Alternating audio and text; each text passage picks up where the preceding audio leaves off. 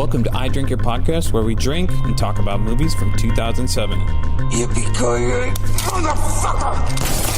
I don't remember seeing this movie. What's your power? You don't got the power. Keeps away the narwhals. The only way to defeat a waffle is by making it a pancake. This is one doodle that can't be undid, home skillet. Now back to that ass. Were you masturbating? I drink your podcast. I drink it up. Welcome back to another episode of I Drink Your Podcast. Today we are watching Stardust. And joining me is Ben. Hey, everybody. Emily. Hello. Wesley. Hi.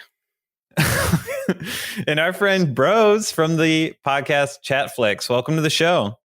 G'day, mates. Oh, shit. Where are you from? So I guess before we get started, does anyone have anything interesting in their glasses? I have something interesting this week. It's actually called the Stardust cocktail. And it's blue curacao, peach schnapps, citron vodka, grenadine, pineapple juice, and sweet and sour mix. And How many ingredients was so that? tasty. That was 6. Wow. And Too it much tastes work. like it. Are you tasting any alcohol, Ben? No, it's going down real smooth. This is trouble. Real smooth. It's okay. I am also in trouble because I'm on my second drink and I changed it up already for my first themed drink. So I started off with the Prince of Wales in honor of our 7 princes that all end up dying. Sorry, spoilers. It was really great. I didn't have champagne, so I just used a little bit of Sprite, but it was really great. And now, because it's National Talk Like a Pirate Day here, where it's Saturday, it's Sunday for him. Yeah, I missed it. I'm disappointed. That's usually a fairly important holiday on my calendar. But So I'm drinking a rum old fashioned in honor of the nice. fancy pirate captain. Nice. Matt, how long is that straw? I was going to say, in keeping with Emily, I am also keeping it fancy with a 12-inch straw in a 4-inch glass. yeah, it looks like you're the Tin Man and you're oiling your mouth constantly. It's insane. Yeah, really. It's like almost like I'm like drinking for a fight. And I'm just swishing If my you only had a mouth. heart. So good. Wow. Anyway, I've got vodka and grapefruit juice and some grenadine. Just keeping it real classy with the metal straw. That's my theme. It's a drink. That's definitely one of the themes that's strong in Stardust is metal straws. I mean, you're right on the point there. That's great. That's great. What I find is fancy. I want to just tell you all, first of all, it's more important what I'm not drinking. I'm not drinking Foster's because no one in Australia drinks Foster's. In fact, no one should ever drink Foster's. It's piss and it's disgusting and should stay away from it. But I am drinking water because I'm nursing what we like to call here in Australia a hangover. I don't know if you've heard that term before. Hangover. No. Right? That's what we call it down under. So I drank multiple bottles of wine yesterday, and now I am drinking just water to try and feel human. Yeah, in America, the best cure for that hangover, though, is to keep drinking. Hair of the dog? Yeah. Yeah. I just call it more alcohol. No, water's good. Water, yum. All right, so what a great segue. Water, yum. Rose, what were you up to in 2007? Where do you have any stories for us from Australia? 2007 was a weird year for me, I guess. I'm trying to think now. I was writing and doing audience warm-up for a game show here in Australia, the Einstein Factor, which was hosted by a local comedian. So I used to have to write jokes that I thought he might want to do, and then warm the audience up. And it was on the ABC, which I guess the closest equivalent for you guys is probably PBS, in that ABC is a government-funded TV network as opposed to a commercially run network. And the audience is often kind of like over 50s. So the audience was regularly filled with people that were kind of 50, 60, 70 years old. So Yep. my very kind of cute round face was just being as charming as possible for the elderly audience that I had to entertain. Otherwise, it was school kids that had been roped into sitting in the audience for 4 hours straight. But it was fun times. It was good. It was a good job. There was one particular joke that I rewrote, I think, 3 times because I thought the joke was funny, but the head writer didn't think the joke was funny. And in the end, I just changed the subject of the joke until it was a subject that I thought might get over the line. But the joke was simple. Everyone knows the phrase, when the going gets tough, the tough get going. Yep. Mm-hmm. So the joke was, when the going gets tough, the tough get going. I don't know where they're heading, but I can guarantee that Mr. T's already there waiting. Because he's the toughest, right? That's the joke. Not a great joke, but it was a joke. And I got paid to write it. Anyway, that got rejected, and I wrote it a couple more times and I couldn't get it over the line. But then I remembered that the host of the show was a massive Steven Seagal fan. So I just rewrote the tag that Steven Seagal was there, and the head writer couldn't refuse it. So there's a little tip for you if you're ever writing for television. Just write to your bloody host. Pander. Exactly. Pander until it works. But yeah, that was my 2007. Which which paid reasonably well at the time, enabled me to save up and go to New York for the first time in 2008. Oh, cool. So Just catching us up since 2007. Like, what have you been up to? Any like? I mean, that's such a cool story. Like, where did your career kind of go until where it is now? I've worked on a few different shows. I did audience warm up for quite a while, and I've done a bit of writing. I had my own show at one stage in 2015. It was very, very late night, very low budget kind of comedy interview show, which it was a lot of fun. The industry here is a bit different than in America. There's literally no money here at all. So basically, we got into a pattern where we were pitching shows that basically cost nothing, hoping one of them would get picked up. Which means that there's no real impetus to keep it going after a while. It's like it costs nothing, but it's not making anything either. And unlike in the States, late night television doesn't exist here at all. Like once it gets to about 11 o'clock at night, it's just infomercials and cheap American crap. Whereas you guys get all this great, amazing late night stuff. Like when I found out that something like Late Night with Conan O'Brien was starting after midnight, it's like, that's insane. We would never have anything starting that late. The more I talk, the more I feel I'm being edited out, but that's okay. Use what you want. No, you're good. This is we're trying to get to know you before we start up with Stardust. What are some of your favorite movies? Like, do you have a favorite style, genre? Yeah, I hate these questions, but I did write some down. Like Ghostbusters is one of my favorite movies. The Muppet Movie, because I'm a huge Muppets fan, is one of my favorite movies. Nice. I'm trying to think. The Godfather 1 and 2. No, 3. Fantastic.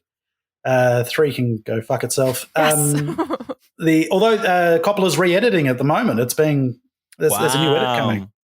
Yeah, second try. So he reckons that the third film's crap and it's not his fault and he can fix it. But we'll see. He should re-edit his career.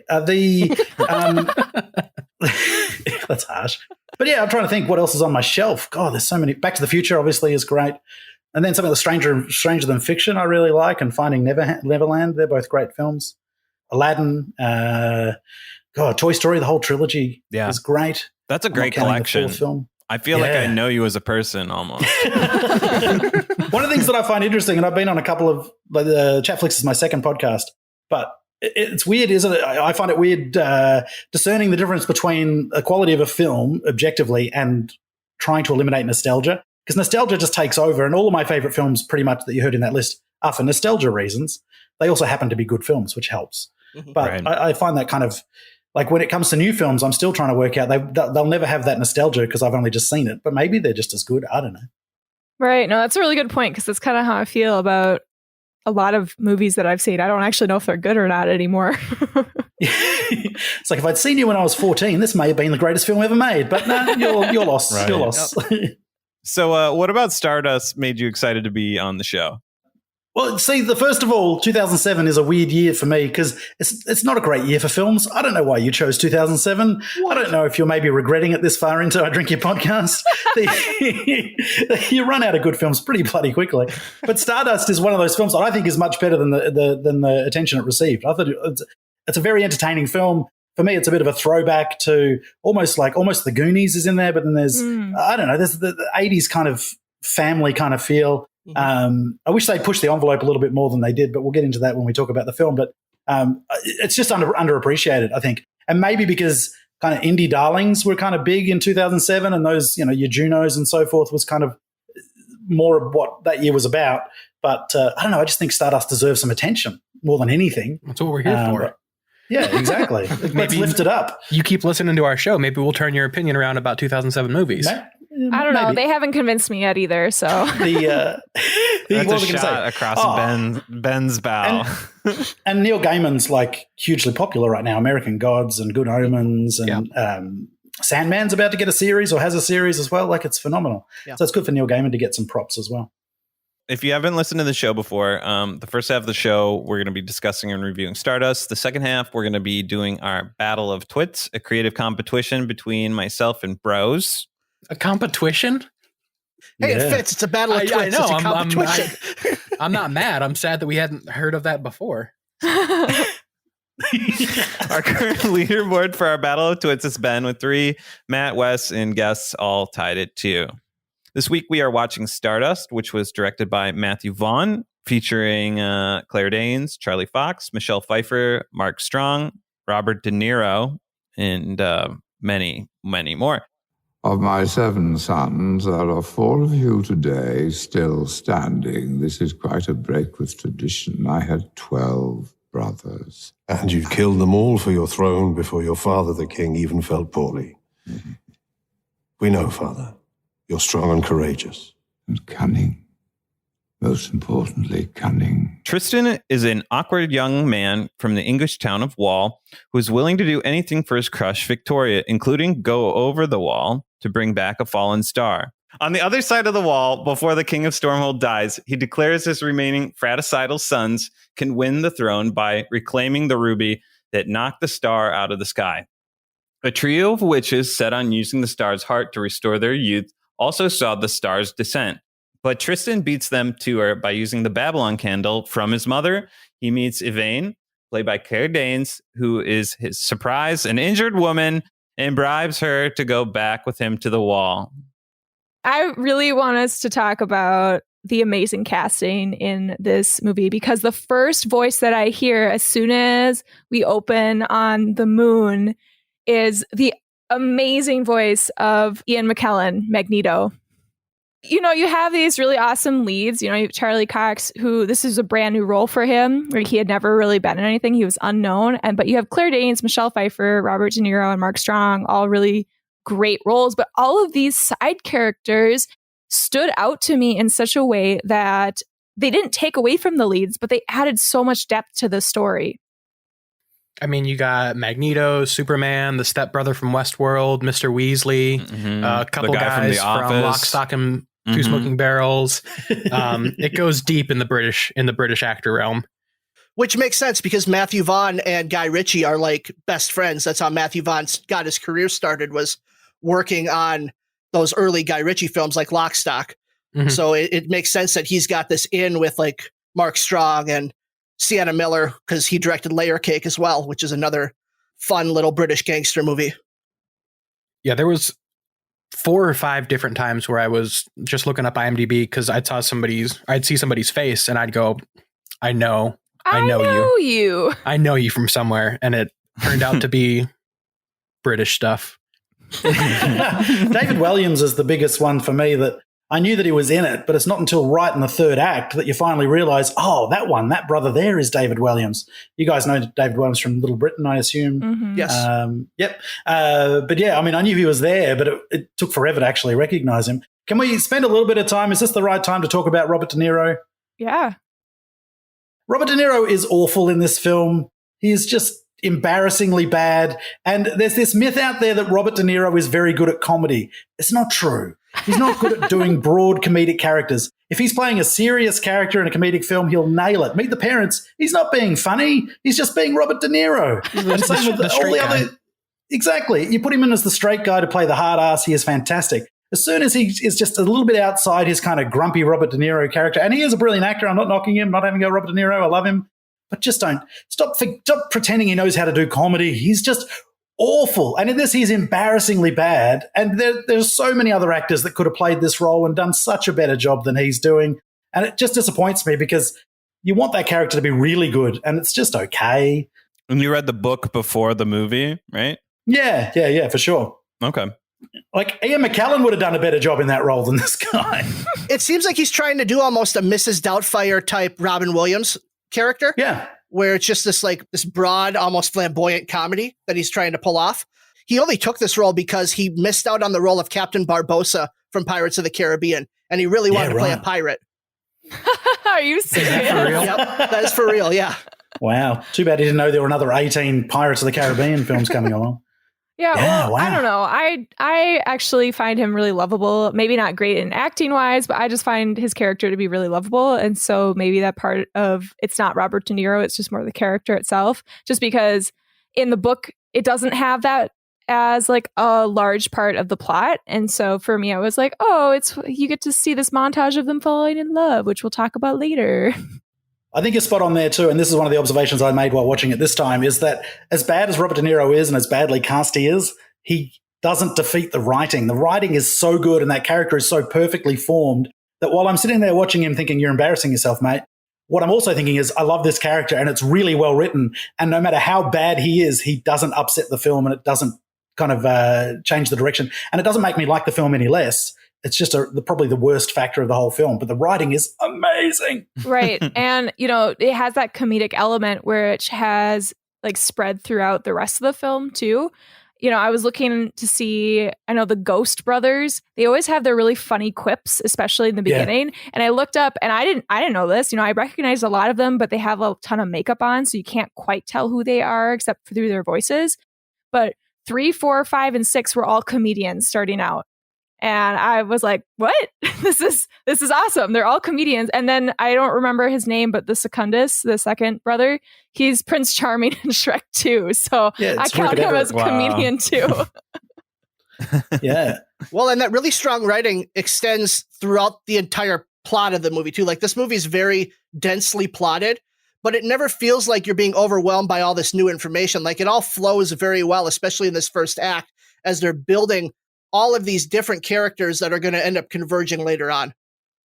Yeah. I mean, one of the things I love about this film, and one of the reasons I love this film so much and the original book, is that when I was in my kind of early teens, I got stuck into Grimm's fairy tales, and I read like every Grimm's fairy tale I could find. I had big, thick books full of them. And this story uses that kind of structure where little things are set up, but they're kind of set up as a distraction or in amongst another scene, so you don't focus on it, and then it pays off either 10 minutes later or half an hour or 40 minutes later. And I love that element where little setups that are kind of, you're not focusing on what's being set up. You're focusing on whatever's happening right now, but then it gets paid off later on. And definitely Gaiman, and then it was the director, wasn't it? He wrote the screenplay. And with Jane Goldman. Jane Goldman, yeah. They do a really good job of maintaining that element in the script, which I think is part of what makes it so much fun. Mm-hmm. Yeah, I really appreciated just how little it beat you over the head with hinting at what's going to come up later in the plot. Like, it felt very natural, and the way that they built this world, like, so this is the first time I've ever seen this movie, and gasp. Yeah. It was really good. We'll jump to the end real quick, but at the beginning, like, there was no point in this movie where I was like, I'm not sure about this. This is probably going to be bad, but it was a steady climb to more and more appreciation, and I think that's exactly what it was. You grow to appreciate the movie as the world builds around itself. And I think that just, it's not something you see in a lot of movies, especially in ones that are like about magic. And going into this, I kind of assumed it was going to be more childlike, maybe because we just came off of some other unmentionable movies that we don't need to talk about. But no, we'll talk about it. Mr. Megorium's Wonder Emporium really tainted the waters as far as what like fantasy whimsy is going to look like. And I think what this movie did, just compared to that one, and then we can stop talking about it altogether, the whimsy was dark. The whimsy was morbid and like mildly graphic, but the whole movie had this like levity to it and how it approached all of the, slaughtering animals to look at their intestines to like see things. And when Mark Strong, so as soon as Mark Strong came on the screen, my first thought was, I wonder if Mark Strong's going to be the bad guy. And 2 seconds later, he pushes his brother out the window, and I was like, asked and answered. But like the way that they like treat all that like stuff that if it was in an R-rated movie, like those are the plot points and like the things you would maybe see a character's evolve and do, and they did it in a movie that I don't know if I could argue that this isn't a kids movie. Yeah, you mentioned a lot about the world building, and I want to talk, Brose and I both have read the novel. I don't know, Brose, have you seen a lot of the illustrations as well? No, I've only got the paperback, so it hasn't got any illustrations at all. So I highly recommend looking. So this was originally released as a comic, and then it was released again later as just like a paperback without the illustrations. But Charles Vest did all these illustrations, and the production took a lot of those illustrations and just threw them in to all of their sets and their locations. And, they use these massive landscapes from Iceland and the Scottish Highlands and other places in England, including like Wales, these national parks. And they had these realistic models that they used to immerse us into the world. They had like a model of the ship. They had a model of the crater that Yvain falls into and like the Stormhold Palace and everything. It's just incredible. All these little details that, I don't know, it reminded me a little bit of Lord of the Rings, the way that they had all these models. And not only that, but like the makeup that was done for the witches and for the ghosts, I know that the CGI kind of dates it a little bit or significantly. There's some questionable CGI. But there still was like really good CGI that worked out, the flames and some of the lightning effects. And I don't know. I liked how they utilize a lot more practical effects than CGI, even though some of their CGI, they had to use it because how do you make a jar of eyeballs look at things unless you have Jim Henson magic? I think the main CGI thing that worked was the flying ship. If that didn't look great, I don't think this movie would have been as good. But I feel like that shot worked. The clouds all worked like that. And, it didn't kill it for me. I did roll my eyes quite a bit, but I watched it. I streamed it on a local streaming service here, and it mustn't have been a particularly high definition version because a lot of the CGI looked fine to me. But I generally find that's the case with lower definition, which is an argument against HD anyway, I reckon. But yeah, the CGI and didn't really bother me at all. The practical effects I thought were fantastic. And I think because they serve the story rather than serving themselves, I think exactly. Definitely helps as well. Oh, you're so good with words. I've been talking for a while. Here's me just like throwing words together, and you're like, oh, I know exactly what you're trying to say. I think the opening scene with Claire Danes does a disservice to her. I don't know if that was shot early in the piece or if there was something going on that day, but I didn't find her as charismatic as I was expecting. And when I first watched this, I was expecting Claire Danes from Romeo and Juliet, she's so charismatic in that film and she's so gorgeous and she's so amazing with Leo that I was hoping for that straight away. Whereas I think it takes her a while to kind of warm up to the film. And then definitely by the second and third act, she's on fire and she's amazing. But that first scene, I think, does her a disservice. Well, I wonder if that has to do with a story-wise, a star acclimating to personhood. It's exactly what I guess you could argue it that way, but if it comes across kind of cold, then it still comes across cold. Yeah, there's no way that was the actual plan, but I can see how we can BS it. I like the director BSing that, though. It's like, works for a character arc, though, doesn't it? He like winks at you. You're like, well, fuck. So I'm only ever going to take roles in films where I can be really shit at the start of the film and then get good. Well, it's my character. My character's shit. It's not me. It's not me. So, that went well, I thought. Now, tell me news. My beloved England. I want to hear absolutely everything. Hang on. I can't believe your crew fell for that. And where in God's name did you get that mannequin from? Oh, it works every time. An ounce of bargaining, a pinch of trickery, a soupçon of intimidation. Et voila, the perfect recipe for a towering reputation without ever having to spill one drop of blood. Ever tried to get bloodstains out of a silk shirt? Nightmare. One of the witches, played by Michelle Pfeiffer, Princess Septimus, played by Mark Strong, and Primus and Tristan and Yvain, all set out on their respective missions. When the witch sets a trap for the star, Primus is killed, and Tristan and Yvain escape with what's left of their Babylon cannon, only to be caught in the clouds halfway between their home. They're picked up by a flying ship of pirate Shakespeare, played by Robert De Niro, befriended, and then taken to the port close to the wall. While Septimus and the witch close in on the couple, Yvain realizes she loves Tristan, confesses her love, and then they plow. Did anybody for any amount of time think that he was actually going back to Victoria?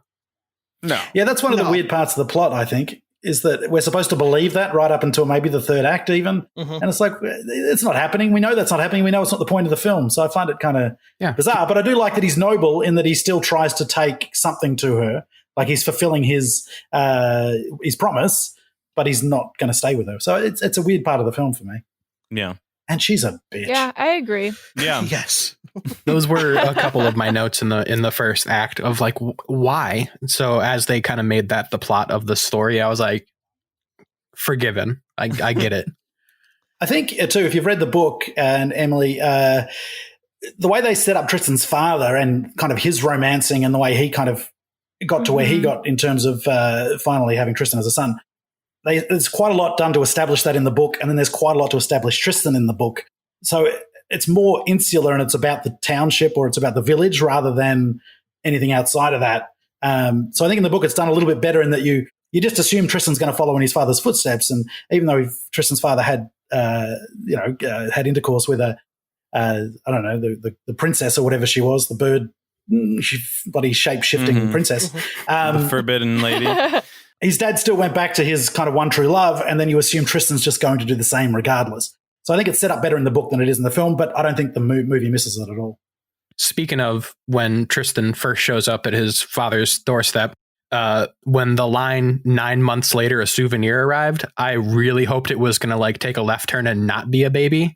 And I think that somebody needs to take advantage of that joke somewhere in some script. 9 months later, and it's like, I don't know, like a flower. When my husband and I have our first child someday, I really want Ian McKellen to like announce that 9 months later and then like debut like a picture of my child. It's a really shitty souvenir though, isn't it? They're not flying off the shelves at Disneyland or anything. I'll have the Mickey Mouse ears, thanks. Does that also kind of imply that he had to pay for it?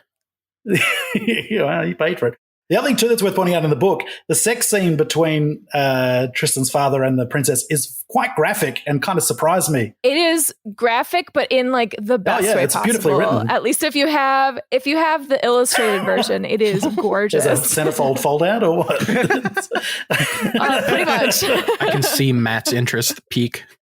I just have questions. Oh, he's going to read now. Yeah, that's what's going to get me to read. Come on. Yeah, but the book is a lot more graphic and a lot more adult oriented, whereas this is trying to be a bit more family friendly, I feel.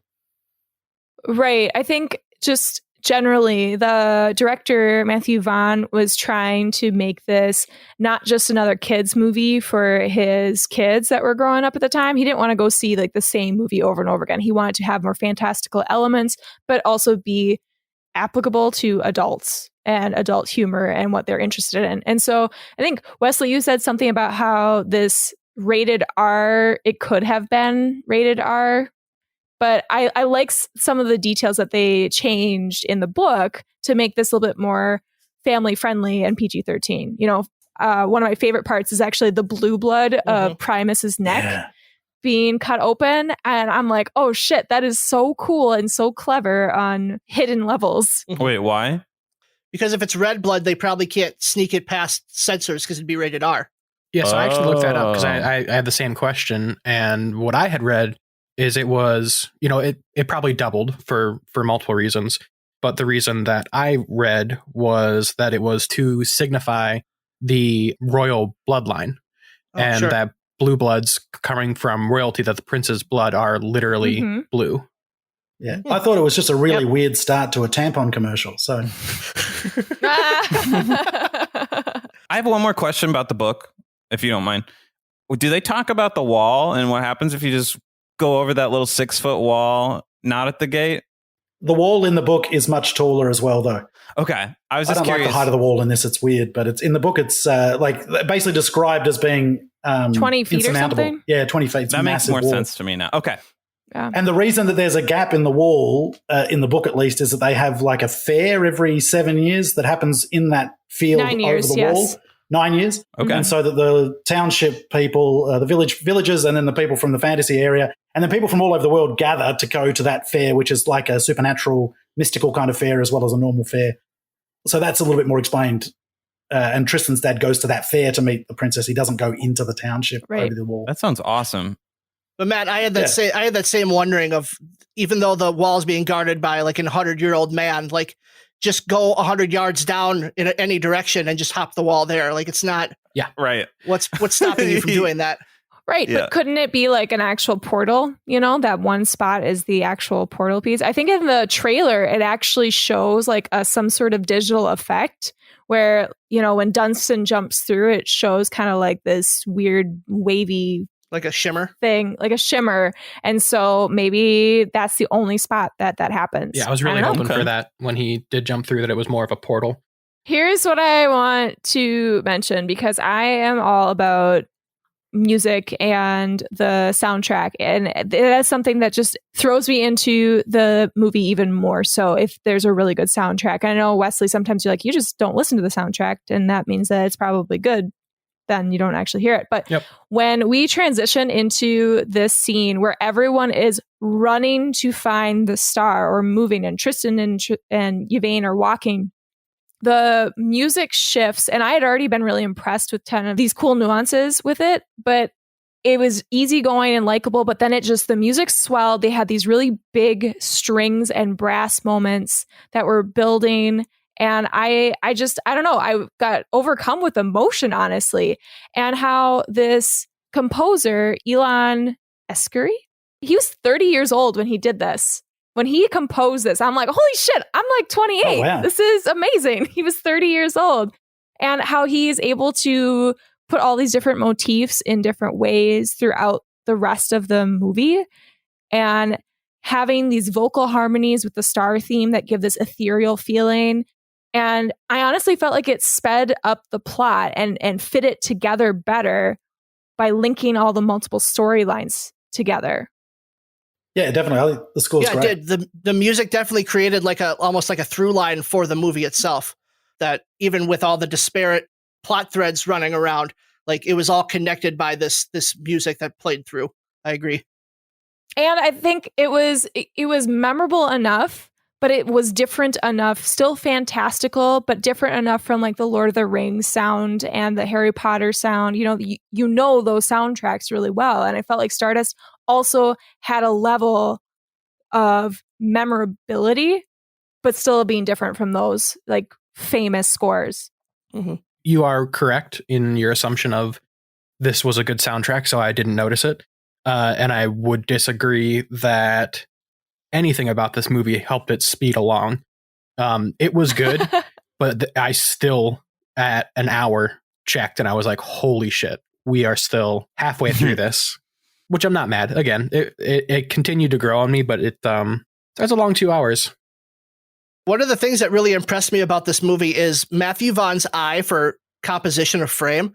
There were a lot of different shots in this movie where I like paused it just to look at the frame and see just everything he had going on. And my favorite shot of the entire movie is that scene with the rune stones with Mark Strong and like the seer. And he tells the guy to throw the stones in the air. And then it centers Mark Strong on the frame, and you see the runes fall in front of him. It's just such a beautiful shot, and it's so simple, but just even the setting of that scene, setting it on like the shore of the ocean, and it just gave me chills. I know. Yeah, there's some beautiful shots. The other thing I wanted to say about the music is there's one moment later in this act where Captain Shakespeare is being boarded by Septimus, and his crew is battling Septimus's men, and they're playing the can in the background. But the choreography and the sword fighting that is happening syncs up with the fucking music. And so I don't know who came up with that, or if it was really intentional or not. I know it was because I noticed it and I was like, that's fucking dope as shit. I love it how the swords are like matching up to the exact rhythm of this song. But wow, I don't know, that like solidified how much I love this movie. One of the things I love about the film too, and that is an example of it, is that there's different types of humor throughout the whole thing. So it might be something simple like using, an atypical piece of music and in the background of an action sequence, to wordplay, to very strong kind of character stuff. And there's like the gags just keep coming, and it for me that helps the pace. And I know Wesley doesn't agree, But that's one of the things that kept it going for me, just to the point where I was like, oh, this is getting a bit boring maybe, or not boring, but I'm getting a bit, I don't know, just getting a bit over the length of it. And then Ricky Gervais pops up and he's hilarious in that small character. Like there's so much going on and he utilizes the cast so well that it just pushes through for me. So that little musical gag's great. And there's a lot of visuals and a lot of, and even when Michelle Pfeiffer builds the hotel out of nothing, it's such a beautiful shot. And it's not something I was expecting, but it just kind of kept me going. Little gags, little visual events. Mm-hmm. And then the humor is great. Mr. Weasley in this movie was my absolute favorite thing. When he is hilarious. Oh my God. The facial hair, the pronounced lower jaw, the audio, the physical like walking. There's one scene where he's sleeping on the floor with his legs out like an animal with four legs would sleep. Mm-hmm. And then he legit jumps up onto the counter and then headbutts a unicorn. I was blown away. Like he definitely did that stunt. This is the best thing ever. And so I truly think that Mr. Weasley's acting is proof that he is the GOAT.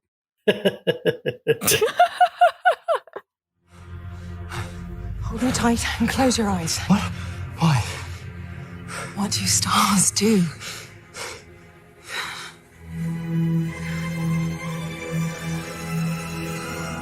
Shine.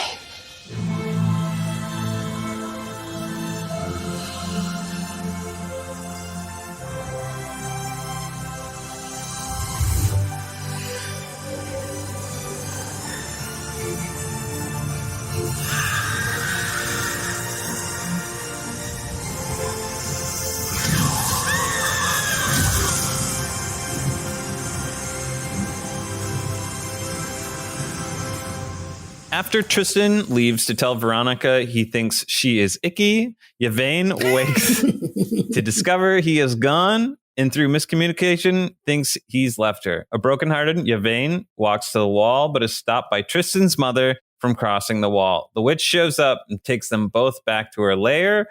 Tristan runs to save his true love, joins up with Septimus and follows the witch. Through the sacrifice of Septimus, pure luck, Yvain's power as a star, Tristan and Yvain defeat the witches, reconcile with Tristan's mother, who is a surprise princess of Stormhold, and become king and queen of Stormhold. My favorite part of this third act is the fight choreography that they do on Septimus. It's so good. It's so good. The voodoo sword fight. Yeah, yes. Voodoo sword fight. Let's go. Oh, how good is that? Yeah. Physicality is amazing. It's something that I was not expecting whatsoever when I first saw this movie. You know, as soon as she like starts moving the voodoo doll, I was like, okay, whatever. She can't move her fingers that fast. Yes, she's a witch. But then watching Mark Strong, like legit hanging on wires or whatever, moving around, I couldn't even handle how cool it looked. Yeah, I mean, you guys know I'm one for a gripe, and I totally had the same thought of I not for 1 second believe that she is controlling Mark Strong's clay character in what he's actually doing, but his physical acting, it made me not care immediately. I just the whole time I was just like, this is amazing. Right. You could cut away to like a 3-year-old just with his like little toy being like, psh, psh, psh, and it can still be like the nuanced, like, you know, sword fighting. There was a moment in that scene that took me out for a second when they're running away from the breaking mirrors. If you look closely, the shards of the mirror are far too big. Yeah. And they cut to a wide shot and they're small again because they've obviously used miniatures. And I know it's a tiny thing, but I literally had to rewind and pause it to make sure my brain wasn't going crazy. Rose, that is what I'm here for. That is my kind of comment right there. That was for you, Wes. That was for you, mate. I knew you'd love that. I had a different gripe with that scene, and it's something that happens in a lot of like when somebody's trying to force someone through a hallway. Like, so she was trying to force them a direction down this hallway by shattering one set of mirrors at a time incrementally. And after they'd passed them, which was clever, why not do the mirrors in front of them? Or why don't they turn around and go back to where there are no mirrors anymore? Right? I had that thought too. Do all the mirrors at once. You know, you can't miss them. Speaking, because we're talking about mirrors so much, they did model the lair of the witches after the Hall of Mirrors in Versailles. So really? You're welcome. one of the bits I loved about that finale too is that Michelle Pfeiffer locks all the windows and doors, puts the shutters down on everything, which is awesome because at that moment Tristan's mum's outside and it protects her from what Yvain does to save the day. And it's a little tiny bit of writing, but it was just so beautifully done that, like, I'm sitting there thinking, well, why isn't Tristan's mum dying? Like, why isn't she getting the negative effects? She isn't blocking her ears and closing her eyes. It's like, because they wrote that in earlier. It's beautiful little bit of writing that I really appreciated this time watching it. So was Yvain's power... No. So here's my theory. It's just like the Indiana Jones concept. If your eyes are open, you're fucked.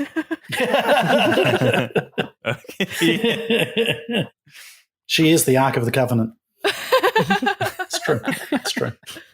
Okay, so I know that everyone has kind of their different opinions of this movie. Generally, I just loved this movie so much from the first time I saw it. The ghosts, the witches, the magic, everything about it. But I have always loved fantasy movies and stories. And so I was going to just ask, how do you feel about this movie compared to other fantasy films? Like, what is its legacy? Is it going to continue to be a great film? Will it develop to be one of those classics like Willow or Princess Bride or Lord of the Rings? And Willow. I just was wondering kind of what you felt, or any of you felt, about this movie's legacy. See, for me, I'm not a huge fan of fantasy, and I'm not even a huge fan of sci-fi, but I do watch a lot of fantasy and I watch a lot of sci-fi. I'm a fan of good storytelling and well-formed characters. And I think ultimately, I don't care if it's set in 1600s and it's mystical and magical, or if it's set in 2600 and it has all kinds of weird, wacky aliens and robots. As long as everything's well written, as long as the story makes sense and it's structured, I'm okay with it. So for me, the legacy of this film is that it's a great story and it's well told. And that it happens to be a fantasy film and it happens to have witches and stars falling from heaven. I think as long as the characters' decisions all make sense to me and I'm engaged, and yes, I cried all the way through the end of the third act, then I'm happy. As long as I have an emotional response. It can be toys that have been reanimated. It can be, it can be guys fighting ghosts in New York City. As long as the story's told well and the characters are formed properly, I don't give a shit what the context is. And I think that's the legacy of the film. It's a good, solid story. It will survive. And I hope more people find it ongoing because it is that good. Speaking of crying, every time Claire Danes says the word shine right at the end, like, I always tear up and start sobbing at the end. I don't know why. It's always that moment. I just start sobbing. Go ahead, Ben. I think the legacy of this movie is only going to improve as Neil Gaiman's stuff starts to get adapted more. I think as American Gods and Good Omens and all of these other writings that he has start to get adapted more, people are going to go back to this original, like one of his first adaptations of any of his pieces, and look at it and see just how phenomenal it is. Because this came out really along with a glut of fantasy movies around this time, just because Narnia came out a couple years before, Lord of the Rings a couple years before that. So Hollywood was racing to try to adapt all of these fantasy movies to make some money and piggyback off of that. Yeah, there are also a lot of bad fantasy films that were made, and I think that hurt this film, like The Golden Compass and Mirror Mask, which they're okay, but they're not as good as this film, but I think this got tarred with the same brush. Absolutely. Yeah. I think it suffered at the time from being kind of thrown into the mix with all those other ones, but I think as time goes on, this is the one that's going to jump out at people, and maybe in a couple years, people will finally be talking about this movie with the type of verve that it deserves. I think kind of going back to what we were talking about earlier on is how much does nostalgia play into it for everybody. And so I'm a fairly avid fantasy fan, but I had never seen this movie. So I had always kind of been under the interpretation that it had bombed. And I don't know how much of that was wrapped into, like, when we started talking about that movie that I mentioned earlier, we won't mention again. But like in my mind, when we first started talking about that movie, I thought it was this movie. I thought it was Stardust. So for whatever reason, maybe just having Dustin Hoffman and Robert De Niro, like, in my mind, maybe they were a little bit interchangeable in my mind, at least my terrible memory of 2007. But I think that this is a great movie, and I agree. Hopefully it does gain some steam, but I was looking at some of the box office numbers, and I don't look at that very often, so I don't know how good it is, but the US gross was something like 25% of what it cost. That seems bad. Yeah, I mean, it made about 140 worldwide, but only a quarter of that was in the US, and its budget was around 85 million. So and they weren't allowed to be in China for I don't remember what reason. So they weren't even able to do like a theatrical release in China. Well, I mean, China at that time was not the China it is today when it comes to box office. I know. But still, it was just like something that I read, and I was like, oh, that's interesting. Well, in China, they're not big on ghosts and that type of supernatural element. So it can basically eliminate it as a market as soon as you have that in your film. And I guess this has quite a lot of it. So. Yeah, like the entire fantasy genre, pretty much. Yeah, well, yeah, exactly. Yeah. This was the first time I had seen it. And I think a lot of you guys made a lot of great points. But I did come into this movie not really liking Tristan in the first act. And I was just like, kind of like... I shot Ben a text being like, I don't like this movie. He's like, you're wrong. And I was like, all right, I'll better give it a better chance than I'm giving right now. And it did end up being like good, you know, like we talk about these little choices they make with the writing and the devices and the characters. Yeah, I think it's going to be one of those ones that as time goes on, it will only gain more traction. Another part of it too is this is directed by Matthew Vaughn. The guy doesn't make bad movies.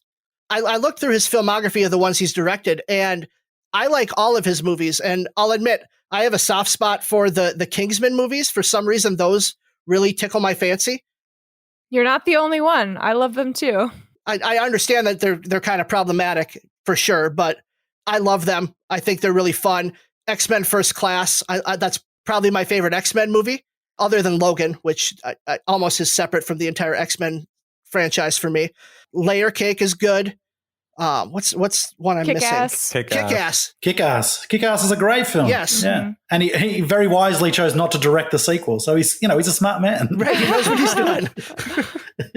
Speaking of him not doing sequels, so Stardust 2 was a thought for him, but he decided to scrap it. I don't remember the reason why when I was looking through this, but he said it was a mild thought about when Tristan dies or leaves or whatever, he throws the stone, the ruby of Stormhold, and it ends up hitting Big Ben in the 1960s. And then it like spirals from there with like the 1960s. And so Austin Powers becomes the new king. Is that what happens? These are just a few of our incredible thoughts. We talked about a couple of them already, but I'm pretty funny, so we're just going to roll through them again. Stars don't have eyes. And if they did, their pupils would always be very tiny because they're really bright. Surprise, dude, you got herpes. Don't kiss strangers. Just kidding. You just have a child that you now have to raise on your own. A polar bear's head would have definitely sealed the deal for me. This is another just gripe that I watched another terrible movie today, and it happened to be in both of them. But there is no way that swinging a sword at a chain is going to break that chain just by swinging a sword at it. Wow. Hollywood needs to learn. Wesley, sword expert. Yeah, Hollywood. Learn a damn lesson. Dad joke. Ian McKellen, more like Ian McTellen. Oh, you got a legit laugh out of me. Yes, let's go. That one is good. Thank you.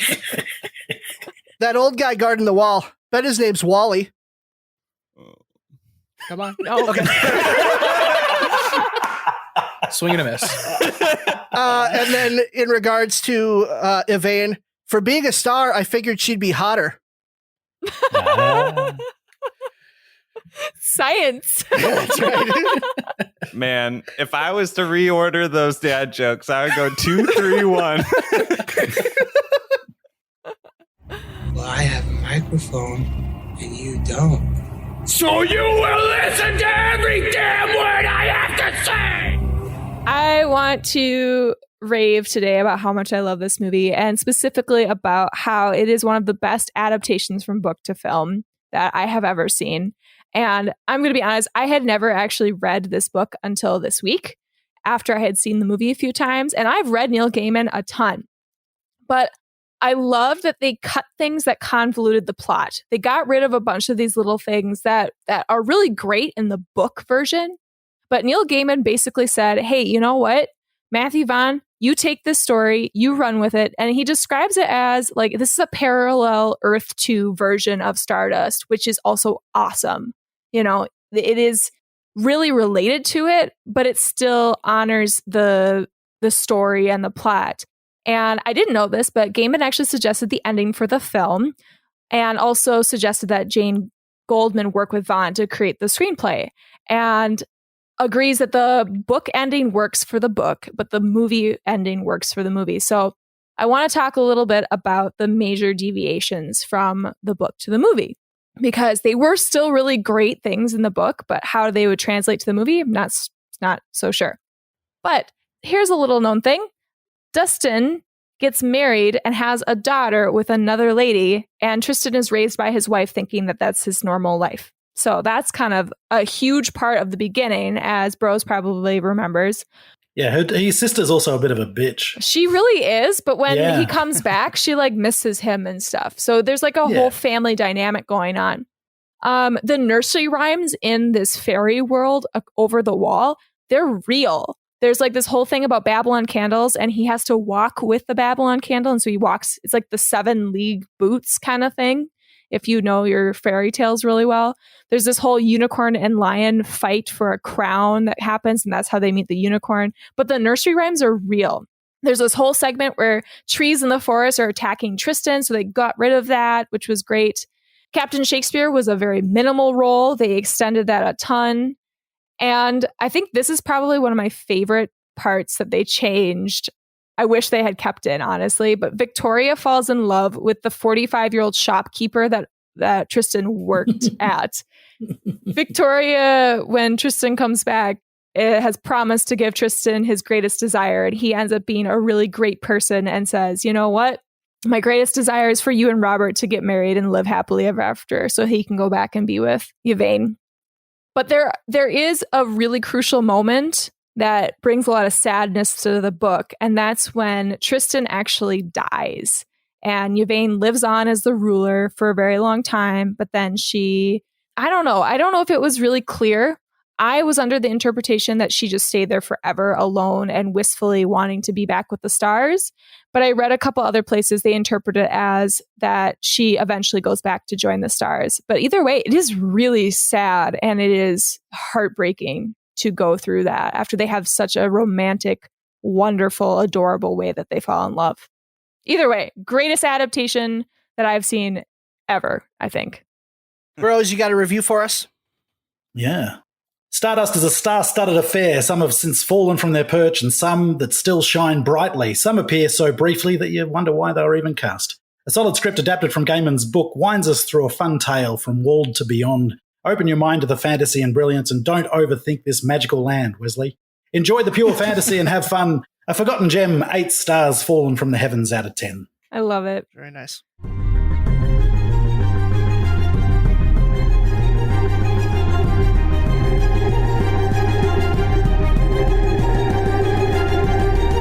And now it's time to play Battle of the Reputations to Uphold. I will pose 3 rounds of questions to our Sky Pirates, let them try to convince me who is secretly a good person, and then I will declare who the final living male of their bloodline will be. The winner of each round will get 1 lock of hair. Second place gets 0 Stardusts. I will be more easily persuaded by the more backstabbing and fun answers. After the new king is crowned, we will update the leaderboard accordingly. So, Sky Pirates, are you ready? Yar! Arr. Oh, perfect. Oh, that was so Unprompted. great. If we didn't have a leaderboard, I would just be like, points for everyone. Yeah, we need to start gifting some like generosity decimal points or something. All right. So the ever-expanding Ghost Brothers crew is one of my favorite parts of this movie, and maybe it could have even handled going just a little bit further. So I want you to describe the personality of an 8th brother, his name, and how he would have died. And we are going to start with Matt this week. So Matt, what's your answer? Okay. The 8th brother's personality would be popular, charming. He will be handsome, and he will also be very drunk. He will die of alcohol poisoning because he was challenged to a beer pong contest. And then after that, his evil brother bought him too many shots. And then later, the straw that broke the camel's back was when he got iced. And he had to drop down to one knee and pound a Smirnoff ice. And he never got up from that knee again. His ghost will be a character of the funniest drunk in the room, telling it like it is. He would shine in the movie, grabbing the hilarious one-liner before moving on to the next scene. I named him after one of our childhood friends, the best drunk. I have so many guesses. So my guy's name would be Prince Lusky.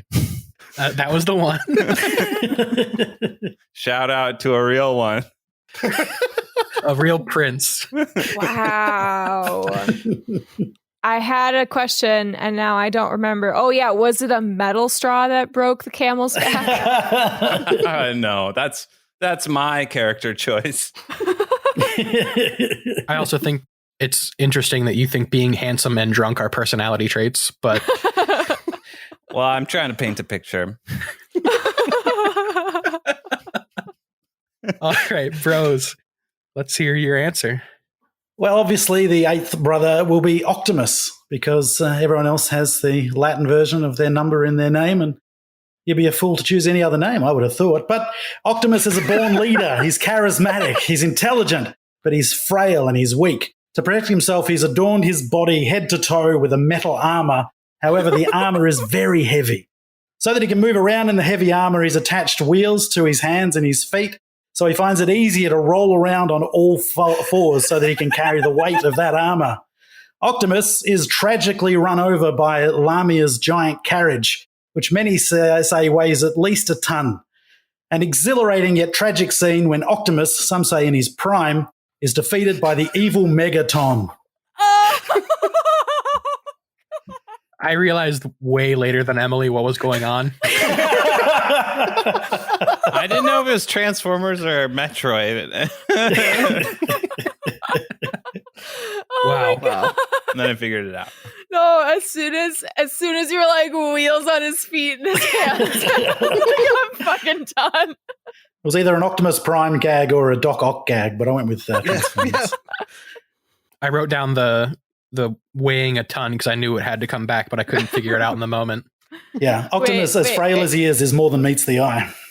So we have Optimus and we have Prince Lusky. Was it? Yeah. Prince Lusky. And Ben, if he was competing, would have named his what? Octopus. And I learned a fun fact about octopus this week, and that is that when they get stressed, they eat themselves. So that's how mine would have died. He would have eaten himself out of the stress of his brothers killing him. So it wasn't a name. He was an octopus. Yes.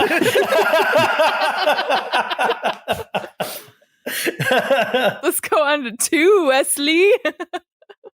In what is probably a very common situation, Trifton was left with his father in a basket at the front door. So maybe one of you has already done this in real life and you've got some practice, but I want you to write a new letter that you would leave with the baby that you're leaving at someone's door and include an item that you would leave for them for the baby to open when they turn 18. And we're going to flip it around and Brose is going to go first this time. Dear new parents, here is your new baby. I'm leaving this child with you because essentially I'm still a child myself and fear I'm not mature enough to look after another human. I'm worried the child will attempt to play with my vast collection of action figures. No, Mum, they're not dolls. They're action figures. I also hate bodily fluids. Ugh. Chuck and poop and pee and slobber. That's so gross. I couldn't possibly deal with that. Oh, and did I mention I'm unemployed? Unless you count the Twitch videos of me playing various video games, the Lego ones. I don't have a lot of views yet, but once I hit 10,000, I'll be raking in that money. Oh, and my podcast. I haven't uploaded it yet. I'm still working it out, but it's just me smoking pot and talking shit. And I just talk to whichever food delivery guy turns up with my food. Is it Pizza Hut? Is it Uber Eats? Or is it the guy from the Chinese restaurant? You'll have to listen to find out. Oh, the suspense. I haven't listened back to the episodes I've recorded, but man, I was laughing all the way through, so it must be funny. I'm also worried that the hours and hours of porn I watch may be inappropriate environment for a child. So the child's mother told me she was a star and that she must return from the lights from whence she came. I don't know. And then I saw her a few nights later at the local strip club, so I don't know. The child's mum is a very athletic and business-minded woman, so hopefully this is passed on to our child. She took all of the child support money up front so she could invest it for his future or something. So there's that.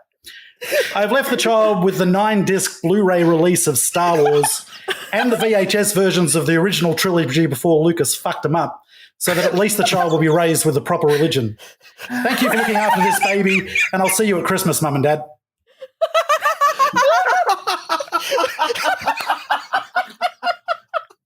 I feel seen. It's a podcast where we get high and we talk to the delivery man. I swear a comedian has pitched me that before. If that's not a podcast, I probably would listen to it. Somebody has pitched that. So good. Wow. All right, Matt, top that. Well, who's gonna top just Ben, are you crying? I'm having a hard time over here. Yeah. Just to be clear, because I was laughing pretty hard, you did wrap that up by the reveal that he's dropping it off at his parents', right? Yeah. Okay. Which is probably just upstairs from his basement apartment. But take the baby outside and then self-report that we got a package. Oh my God. Okay. All right, Matt, what's your answer? My letter would go, hey, bro, I bet you're wondering why there wasn't anyone here to sign for such an important package. Well, the thing is, I don't know how to take care of this baby, and I just kept trying to give him chicken nuggets. My friends were making fun of me. So I figured off he'd be better off, and I'd be better off. I mean, I play a lot of Fortnite. So a bit about the baby. He cries a lot, and he mostly likes mushy food. I've been calling him my little boopy, but you can feel free to rename him anything you want, as long as it's not the name Tristan. I hate that name. A guy I knew in middle school named Tristan beat me up and started a rumor around the school that I liked porn a lot, which I guess is true. But what I'm trying to say is that if you name the baby Tristan, I will never return to seek him. All right, well, that's it for me, bro. Take care, Matt. And I would leave him a lifetime supply of condoms with a note that said, learn from me, son. Love you, bud.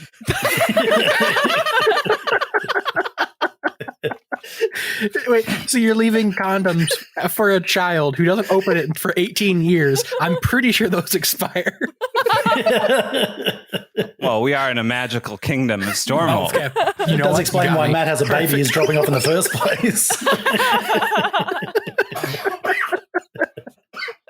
It was a re-gift from my father. These condoms have been passed down through generations. Matt, is there a specific bro of yours that you were going to give this baby to?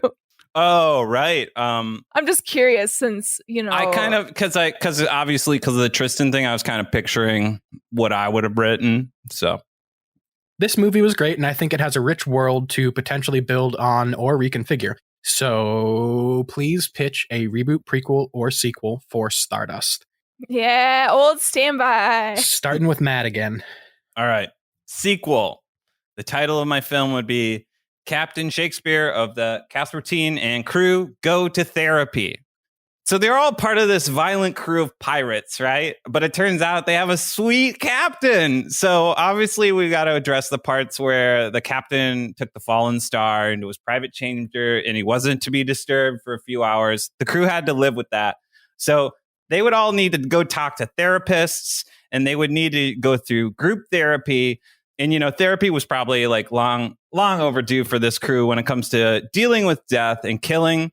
So this would be a dark comedy that took place primarily at a therapy facility in the clouds, right? So I'm imagining a scene where all the men can finally take a bath and get clean for the very first time. And they would be in robes, they would have facials, and they would basically be the opposite of what you would expect of a pirate. So it would be all the fun parts in Discovery from Stardust without the pesky extra violence. That's a joke right there. I did enjoy the violence. But we'd need to be sure to address any outdated terms and slangs that the pirates were using. I'm not sure if whoopsie was derogatory, but I sure felt weird during that part of the movie. So it'd be an honest discovery of Captain Shakespeare and his men. Okay.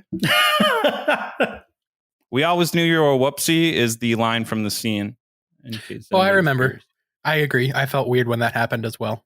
All right, bros, wrap it up here. Let's hear your pitch. Okay, so this is a sequel spin-off, again using Captain Shakespeare, because obviously we all love that character. In my version, Captain Shakespeare is now recast with Australian Guy Pearce. Yes. Because I think he'd do a much better job. Captain Shakespeare is encouraged by his crew's acceptance of his cross-dressing ways. And so Shakespeare has accepted a drag cabaret gig at the world's biggest offshore casino, managed by his estranged wife, Marion. While travelling across the ocean to the casino known as the Kneel, Kneel, gay man, they encounter a variety of characters, including a group of friendly mermaids for whom they perform in the less accepting attitudes of workers on an oil rig, and are subjected to homophobic abuse and violence, including having their ship vandalised with homophobic graffiti. Horrible. When the ship breaks down in the middle of the ocean, Shakespeare reveals his magical power. He likes the taste of Vegemite. This might not seem like all that magical a power, but when your boat is drifting at sea for weeks on end and all you have left is that brown savoury spread, it's a very handy power indeed. The trio later meets Steve Dundee, an Aussie wildlife expert and all-round larrikin whose main job is to drop as many crikeys and cobbers and wankers and mates so we can get that important Screen Australia film funding to make the film in the first place. The emergence of Dundee as he joins them on their journey gives us that immortal scene. Dundee, you call that a knife? Shakespeare, no, sir, this here is a sword. All right then, good on you, mate. Perfect. Before they arrive at Kneel, Kneel, Gaiman, Shakespeare reveals that Marion is actually his wife and they never divorced, and that they are actually going there as a favour for her. Upon arrival at the casino, it is revealed that Shakespeare and Marion also have an 8-year-old son, Benjamin, whom Shakespeare has not seen for many years. He is nervous about exposing his son to his drag profession and anxious about revealing his homosexuality, though he is surprised to discover that Benjamin already knows and is fully supportive of his father's sexuality and career. By the time their contract at the casino is over, Shakespeare heads back to Sydney, taking Benjamin with them so he can get to know his son. It is The Adventures of Captain Shakespeare, Queen of the Ocean. Wow. Bravo. Which is a Priscilla, Queen of the Desert ripoff. Yes, love that movie. Neil Gaiman. Oh yeah, my God. When you laid out Gay Man and I looked over at your script and I saw that Neil was Kneel. I'm very happy you called it out later. Wow. I never ever would have thought anything like that. Real quick question, Matt. I'm sure you did not notice. I added it back into yours. Does a character in your sequel have a magical ability not seen in the original, but that adds to the plot? The answer is yes. Oh, wow. I can win this round by default. Default. Let's see here. I think that the magical ability would be the power of unconditional love, right? Yes, sure. Absolutely. Yeah. Wow, the answer you give when you can't just say no. You guys can't see it here, but I'm Thanks, making Matt. a face that I'm disgusted with myself.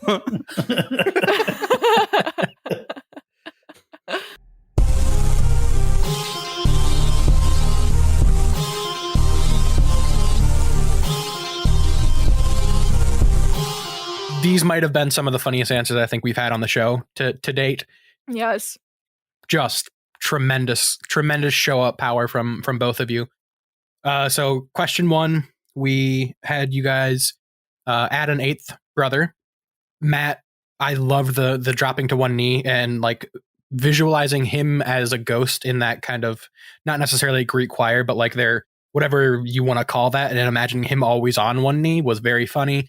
And I think having him be the funniest ghost in the room, and it does lend itself well to the movie that you kind of get that extra bonus end of the punchline onto the next scene. I wasn't a huge fan of naming him Prince Lusky, but Ben called out the fact that just taking a hard left turn from the naming structure of all other 7 brothers who are named after their number, and then you just went, fuck it, I'm Prince Lusky. Sorry, baby. It's pretty funny. Brose, however, the fact that it took me until halfway through to realize what was even happening, and also the fact that every detail you would throw in there ended up having a purpose and it all came together in the end and was important, was so goddamn funny. And just, that's got to go to Brose. You win. Thanks. And then somehow question 2, you guys were even funnier. So I don't know how that happened, but Brose, I did have a little bit of a problem with turning to yell "No, Mom" in a written letter.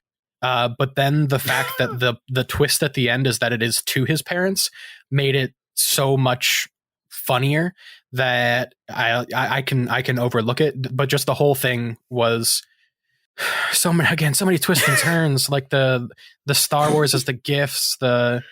I still think that podcast idea is a good one. It sounds like an awful idea. It sounds hours and hours of unusable shit. Honestly, if you think that's a good podcast premise, that's the litmus test for if you should have kids. Well, I'm in no danger, so we're good. I am worried that there are some I Drink Your Podcast listeners that have been seen by that note, though. But hello to all of you out there. Matt was also just super, super funny. The lifetime supply of condoms was really funny. And then the riff of me calling out there to be expired and you doubling down on it by saying that they're hand-me-down from his dad. Hilarious. Little boopy. I don't know why that made me laugh a lot, but I enjoyed that quite a bit too. It was a nice personal touch. Yeah, it was beautiful, beautiful answers. Again, though, Brose was like, that's one of the funniest things I've ever heard. So ever that one's going to Brose as well. The third one, we'll just call this one sequel since you guys both did it. We should have just called it Captain Shakespeare sequel. Matt, the fact that you missed the power and then ad-libbed in a still decent superpower that is kind of funny in this film. Very good job. Brose, I just have 3 words. Neil, gay man. and that's gonna go to Brose for a straight 3-point sweep. Phenomenal job. Continuing the tradition, Matt. Thank you. Keep the streak alive, baby.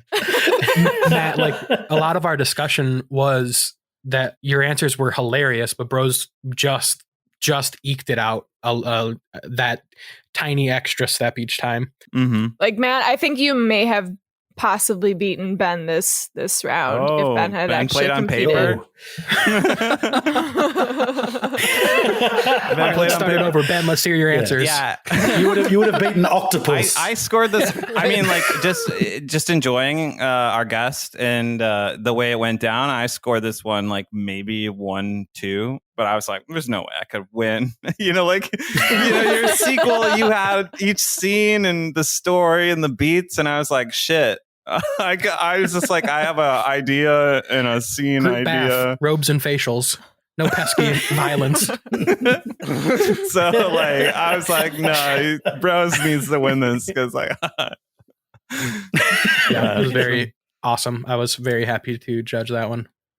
I had been cramming listening to past episodes, and Ben's answers were my structure base. So, oh, thank you. Although, who is it that always just knocks off some other movie? I took that. That's Matt. That's Matt. I bet Matt at his own game. What's going on, Matt? I honestly thought about doing that this match and being like, because this movie is basically Rat Race, right? It's just a ripoff of Rat Race. Yeah, kinda. Yeah, they're just trying to get to the Yeah, jewel. I can see that. So, I don't know Rat Race well enough to. Except it's a book, so it happened. Oh, I know. first. That was my. Oh, okay. Swinging Okay. It's a mad pirate world. Sorry, Emily's like super logic brain still English strong. I'm sorry. This is Wait a minute. I have a problem with that. Brose, thank you for being on the show and congratulations. No worries. Do you want to tell Thank us you. about your podcast or anything else you'd like to plug? Well, you've introduced that so valiantly. I can't refuse. You better. ChatFlix podcast. It's on iTunes. It's on Spotify. It's apparently on other services where you can get podcasts that it just pops up on randomly. Or chatflixpodcast.com.au. Each week we review a different film. We're doing, what are we doing? Bill and Ted's Bogus Journey in a couple of weeks. We're doing Flying High. There's a few other films coming up. And we do 2 episodes a week. The second episode each week at the moment is just chatting to people about what they've been watching during lockdown because everyone's been watching more shit than probably ever before. So we're just going through different guests on the first show each week for about 20 minutes chatting about what they've been watching. Yeah, Brose, how do you guys pick which episodes or which movies you watch for your episodes? Well, usually I have quite a stringent plan where I'll go through different anniversaries, or if a remake's coming out, we'll do the original, or if there's a subsequent entry into a franchise coming out, we might go back and do the first one. So we kind of plan it based on what's having an anniversary and cinematic releases and things like that. Since COVID kind of jumped in and nothing was being released this year in Australia, I just kind of make it up as I go along at the moment. Although we've done a few anniversaries. Bill and Ted's Bogus Jr. we're doing because the Face the Music's out. Flying High's 40 years old this year. So we're doing Flying High, and it's a great film anyway. So some of them are still anniversaries, but I've really just been making it up as I go along. Normally there's a structure. I listened to and loved your Bring It On episode, which was an anniversary one, I believe. Yeah. Yeah, that's also an anniversary. That's high SEO 30 years old? value. 25 years old. Brose, have you ever considered just like 2010 movies? Yeah, what's your favorite year of movies, Brose? Not 2007. That's a good question. Well, 2010. So one of the things we do, obviously, we do anniversaries. So 2020 this year, I was looking at 2015, 2010, 2005, 2000, and back, all the way back to like 1985, probably 1990, I should say. Not many great films in all those 5-year increments. It's really bizarre. Whereas last year, what was last year? 2019. 99's a great year. 2009's a pretty good year. 2014 was a pretty good year. So in those increments, there was some pretty good films over those. And over those 1984, great year for film. Right. 1989 was pretty. Batman's 1989. Sounds like we're talking about wine, right? It does. Well, that's one of the things I found really weird doing research for this year's episodes is why is it this particular increment there's not great films all the way down the line? Like normally I've got 50 films I haven't gotten to yet, whereas this year was like, there's maybe 10 we can have a look at that are any good. So it's bizarre how that seems to happen. What's 2007, 2012, 2017? 2012 was a great movie. 7's a great movie. I just watched 7 again. That is a great movie. So, Brose, I want to thank you again one more time for being on. Congratulations for winning. Thank you for asking me. Well, thank you. Is that you. a slurred congratulations? Yeah, congratulations. I am a couple of drinks deep, but I'm still the host, I guess. So, Brose, thank you again for being on the show. No worries. Thank you. And, folks listening, be sure to share us with a friend. That's how we're going to grow. And if you do that on social media, we will retweet you. And then be sure, if you're not already, subscribe, rate, and share us. And, that's it for us. Ben will preview our next week's episode right now. Yes, next week we are watching the Clive Owen action movie Shoot 'Em Up. And we'll be having our friend Chris on, who we're very excited to have on. So check us out for that next week. Oh my God. Do you guys remember when one of our answers was about that sex scene? Yep. Yes. Yeah, we get to relive that moment. We do get to relive that moment and eat all the carrots we can possibly eat. So many carrots. I can't wait to come up with a carrot drink. I already started researching. Brose, you're awesome. We loved having you on. No worries. Thank you guys for having me on. Amazing. Bye, everybody.